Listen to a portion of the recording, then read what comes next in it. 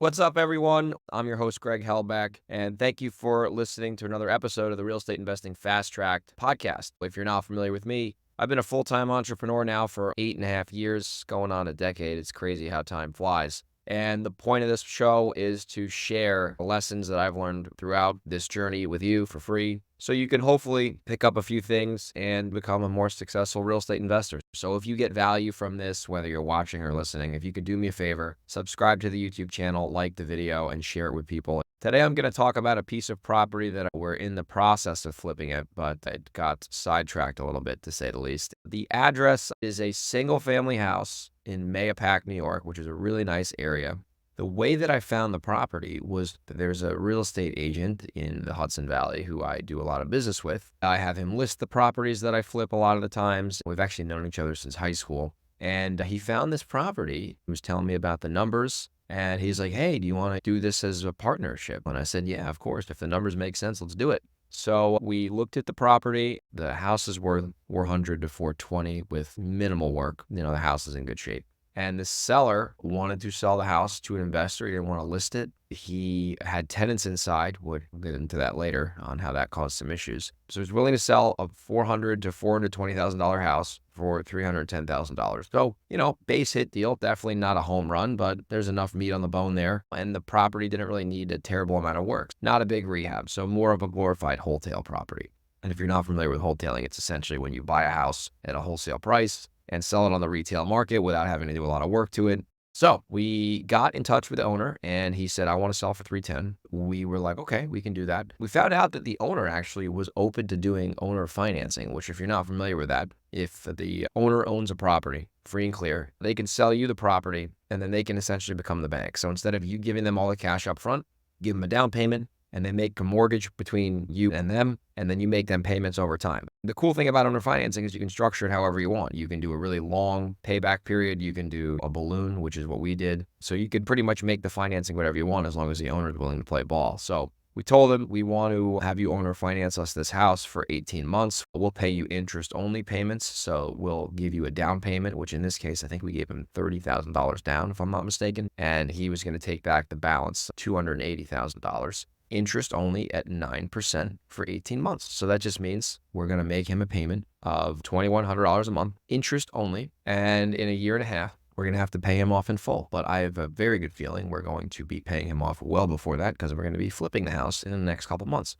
So what were the issues with this property? On the surface, it seemed like, all right, we're going to buy this thing. There's tenants inside. They're getting out pretty soon. Once the tenants leave, we're going to resell it and make some money and pay the guy off. I told the owner this before we went into contract. I said, hey, if we're going to buy this and your renters are inside, you got to give them notice that they have to leave because the only way we can really sell this is if it's vacant. And he said, okay, you know what I'll do? I'll give them a 90-day notice to vacate. And by the time you actually close, you'll probably be about 60 days into that notice. So then you'll have to own it with them inside for another 30 days and then they'll leave and then you can do whatever you want with the property. So owner does that. I think we're good to go. Turns out that the contract we signed with the owner was not in the owner's favor by accident because I told the owner, I said, hey, I'll buy it with the renters inside, assuming you have this 90-day notice in place. And the attorney made a mistake and they actually said vacant at closing and the seller signed it.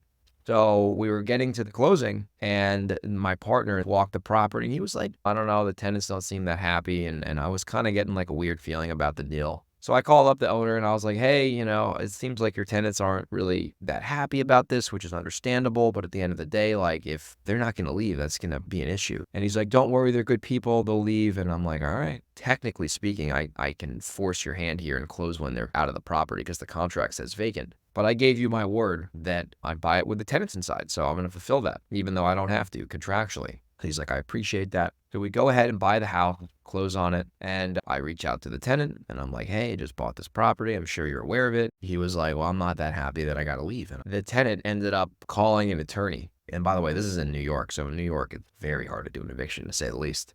And the attorney basically said, you have a lot of time before you can legally get evicted here. So if you really wanted to, you could probably camp out here for 6 months. And by the time they take you to court, you probably get some more time. So you're in no hurry to leave. So the tenant relayed that message to me. And I was like, well, you're kind of right there. But if you did that, you're going to have a judgment on you, and then it's going to be hard for you to rent somewhere else. I know it's an unfortunate situation, but no one really did anything wrong here. The tenant basically was like, listen, I'm going to have to get some money to leave. And in my head, I'm thinking like, this is insane because technically we were supposed to collect rent for the last month, but now we're talking about having to pay money for this guy to leave. So I think originally they were asking like $30,000. They wanted to get paid to leave, which is insane. And I said, that's never going to happen. We ended up settling on $6,000 to leave. And I was pissed because the owner misrepresented the situation, telling me the tenants were great. Meanwhile, they probably were going to do this all along. And I was pissed. And I said to the owner, if I knew this information, if I knew your tenants were going to be like this going into the deal, I would have required you to remove them before I closed.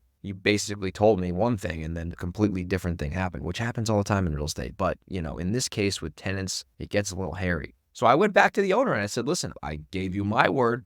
And you gave me your word, but your word didn't hold up here. And now I have to pay these people to leave, which is ridiculous. I am going to ask you to take $6,000 off of the note that you created with me. So he ended up agreeing to take $6,000 off the note. We signed more paperwork to get that done. And now, as of today, we're still waiting for the residents to move. I think they have another 2 weeks to leave. We're going to give them the money, obviously, once they get out. And it is what it is. Our plan once they leave is to do some minor repairs and then throw it back on the market, hopefully for $420,000. And I think if everything shakes out, we should make $40,000 or $50,000 net, which is awesome. So what are some lessons you can learn on this deal? And obviously, I'll do a part 2 once we sell it so you guys can see the whole thing come full circle. But number one, going off of your word and doing what you say you're going to do is a good thing. But if someone else you're dealing with isn't forthcoming about their word and their word might not be true, you can get yourself in trouble. Like in this case, I did what I said I was going to do, and the owner misrepresented the entire situation and acted surprised when this whole thing unfolded. So just understand when you keep your word, it's a double-edged sword sometimes, because if you're dealing with someone who doesn't keep their word or misrepresents things, you could potentially get harmed. So be aware of that. Lesson number 2, owner financing can be a great strategy because you can get so creative with the owner. You can make the terms whatever you want, assuming you guys can both agree to it. And then the third lesson here is location matters, right? This house was in Mahopac. Mahopac's smoking hot, expensive. People want to live there, not far from the city. But if this property was in a different area, I would have not been so aggressive to buy it, especially with the tenants inside. But I knew this location was so good and the resale is going to be so strong. I was willing to take that risk and pay a little bit more. And hopefully this thing will work out and everyone will do well on it. But at the end of the day, when there's about $100,000 between the buy price and the sale price, and the rehab is nominal, that's enough to where you can make like $30,000 to $40,000 in net profit. Hopefully you got value from this part 1. And if you're in New York, Delaware, Reno, Seattle, or San Diego, and you have a house you want to wholesale me, maybe if there's tenants inside, I'll still buy it at the right number. Or if you want to wholesale the deals with me and you want to just JV, send me an email, greg@velocityhousebuyers, or message me on Instagram. That's fine too, at grego37. And I'll keep you posted on this one. We'll do a part 2, and I'll see you on the next REI Deal Breakdown. Take care. Bye.